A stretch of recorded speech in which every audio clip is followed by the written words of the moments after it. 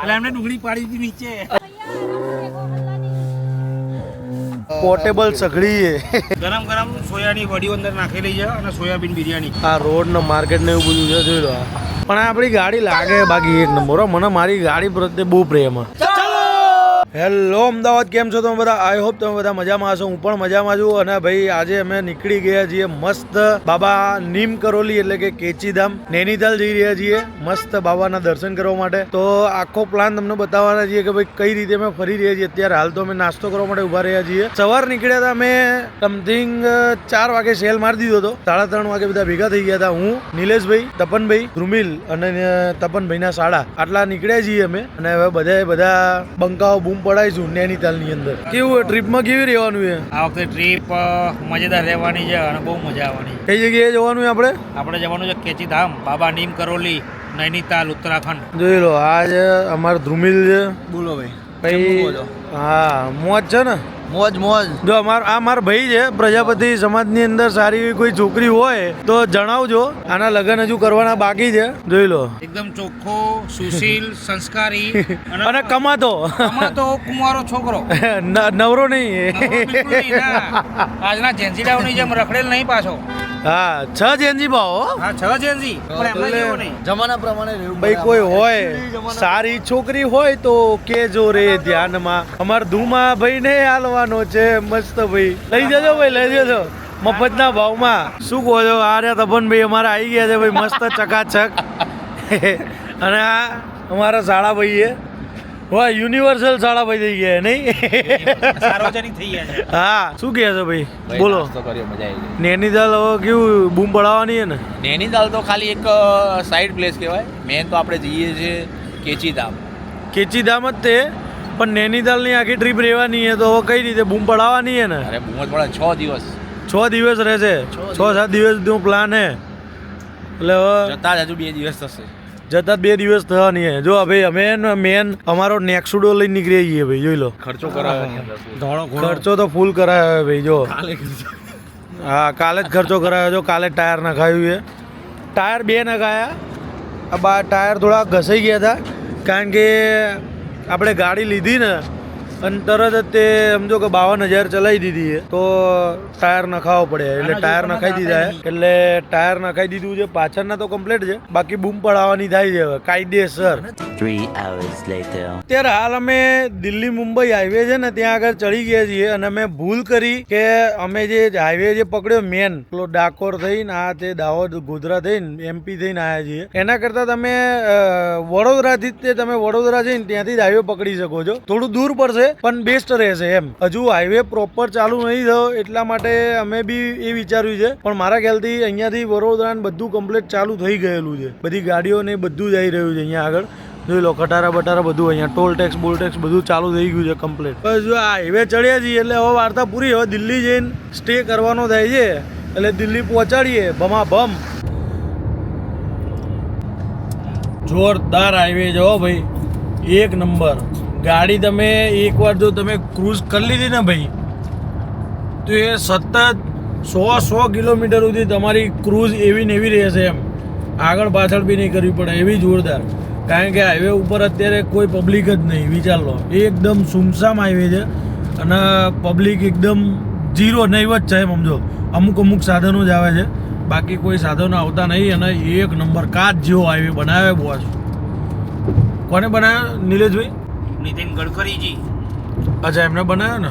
એમને મતલબ ઉપાસન એમને કર્યું. ખૂબ આભાર. તમે ઉપાસન કર્યું અને સરસ કામ કર્યું છે એ બદલ અમારી આ અમદાવાદી મેહુલ ટીમ તરફથી તમને ખૂબ આભાર.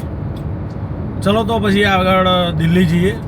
દિલ્હી પહેલાં ક્યાં ઊભા રહીએ છીએ, શું ખાઈએ છીએ, કેટલા નાટકો કરીએ છીએ બધું બતાવીએ. 2 hours later. તો જો ભાઈ અત્યારે 1:28 થઈ છે.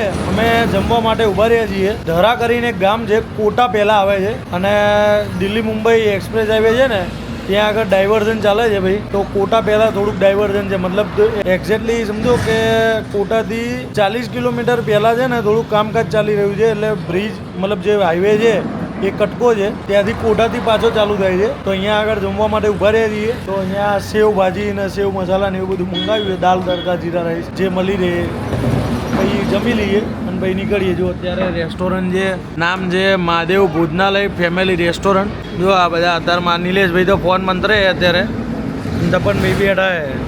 તો ભાઈ હવે જમીએ અને પછી નીકળીએ. જો ભાઈ હવે અમે ખાઈ લીધું અને પછી ગાડીને હવે ખવડાવવા માટે ઊભા રહ્યા છીએ. સીએનજીમાં ભાઈ આફ્ટર માર્કેટ કરાવીને પછી જે એવરેજ આવે ને બોસ કાયદેસર હાઈવે ઉપર 35ની એવરેજ આલી. બોલો કેટલી એવરેજ આલી? ટાયરનો પરફોર્મન્સ કેવો? હા જો ભાઈ કાલે ટાયર નખાયા, અમારા તપનભાઈનું કીધું એ પ્રમાણે નખાયા. મજા આવી ગઈ હો ભાઈ. મેગી દેવો નહીં તારી ઈચ્છા હતી એટલે ડટ્ટીઓ હજી હવે ઘસાઈ હે ને ડટ્ટી હવે હજુ ઘસાઈ હે ને. જોઈ લો ભાઈ. 500 કિલોમીટર કાપી લીધું ના હા 500 વધારે 500 કાપી લીધું. અને મેન એવરેજ કેવી છે ભાઈ?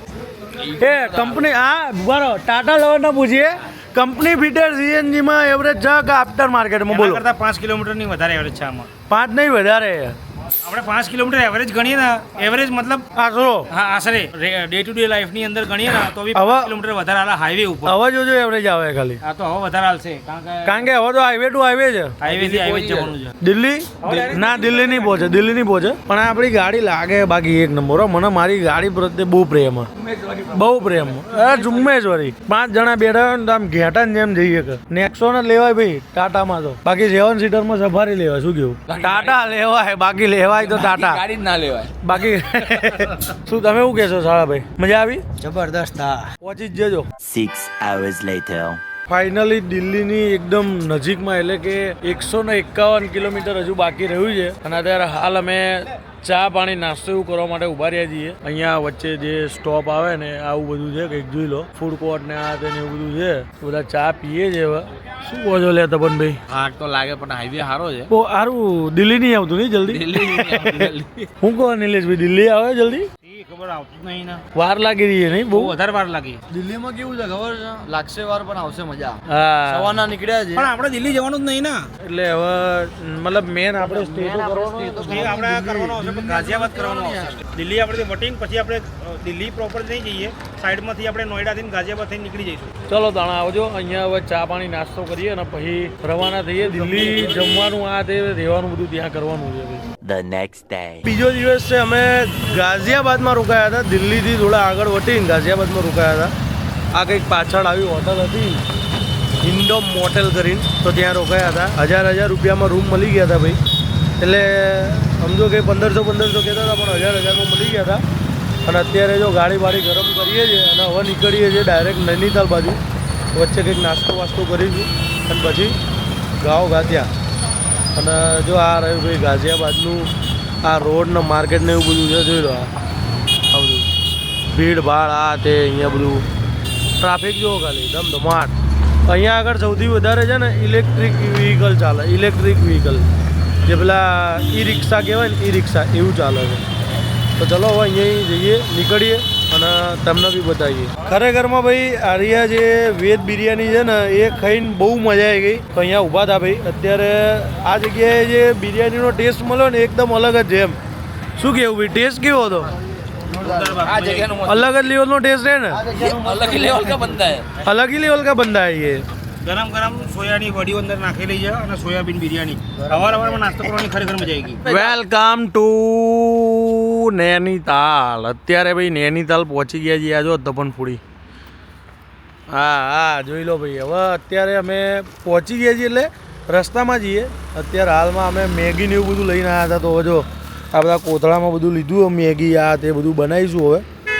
અમારે કમ્પ્લીટ બધું મેગી ને ચા ને એ બધું બનાવીએ અને પછી મસ્ત ચા નાસ્તો ને એવું બધું કરીએ. જાતે જ બનાવીશું ભાઈ બધું. અમે લઈને જ આવ્યા છીએ એટલે બૂમ પડાવવાની થાય કાયદેસર. ચા મજા જ નહીં આવી. હા અહીંયા ચામાં તો હાવ મજા નહીં આવતી. એટલે ચા જાતે બનાવીશું. પહેલાં મેગી બનાવીશું, નાસ્તો કરીએ અને પછી ચા પીએ. જોઈ લો ભાઈ આ રીતે ને બધી વસ્તુ લઈને જ નીકળીએ અમે. આ અમારું પોર્ટેબલ સઘડી છે. ચા બા બનાવીશું, મેગી બનાવીશું. જો મેગી માટે અંદર નાખ્યું છે થોડું આમ પાણી ગરમ થઈ જાય કમ્પ્લીટ એટલે રેડી થાય.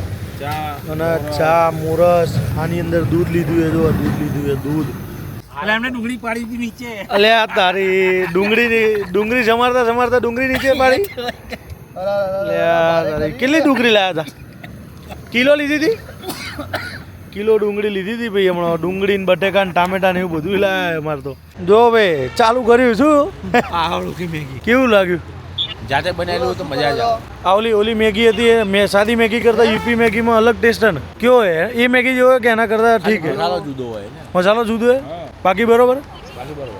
સાડા ભાઈ આજો પહાડોમાં રીડી રીડી રેડી ઓલરેડી જો ઓલરેડી સમજાણું મેગી બનાવી જો હા અમારા ભાઈ છે ને હાડા ભાઈ છે ને શું કાઠિયાવાડી ટીંગ ટીંગ અમે થોડું પાણી બારીને ખાઈએ છીએ થોડો ફાસ્ટ કરું એમને માલ દીધી ફાસ્ટ કરું થોડો હો ફાસ્ટ કરું ના ના બરોબર પછી પાણી ભરી જ ગયું છે જો ઓલરેડી પછી નીચે ચોટશે ને એ બી વાત સાચી હા જોઈ લો ખાલી બંકો બંકો બંકો ભાઈ બંકો મસ્ત જોઈ લો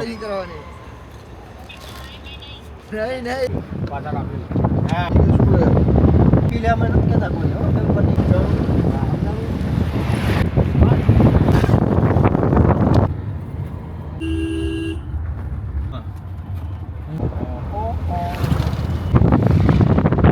અત્યારે હોટલે તો પહોંચી ગયા છીએ બાબા નીમ કરોલી દર્શન બી કરીને આવ્યા કાલ સવાર તમને બી દર્શન કરાવું છું અત્યારે રાત થઈ ગઈ છે અને અમે અત્યારે જઈને આવ્યા છીએ બહાર બધું લઈને આવ્યા છીએ ભાઈ જોઈ લો આ બધું અત્યારે મસ્ત ડુંગળી ટામેટા સમારી દીધું છે આ મસ્ત શાક તૈયાર કરી દીધું છે સેવ ડુંગળી અહીંયા બીજું બની રહ્યું છે બટાકાનું અને આખા લસણ બનાવ્યા છે ભાઈ કાઠિયાવાડી પ્રોપર એમ અને અમારા નિલેશભાઈ આજ નિલેશભાઈ રજા આલી છે બાકી તો ભાઈ ફૂલ મોજ છે આજે બનાવ્યું એ બધું જાતે અને જાતે જ બનાવીને જાતે ખાવાનું છે ભાઈ મોજ પડી જવાની છે અને પછી ઊંઘી જવાનું છે એટલે હવે તમને કાલ સવારે દર્શન કરાવું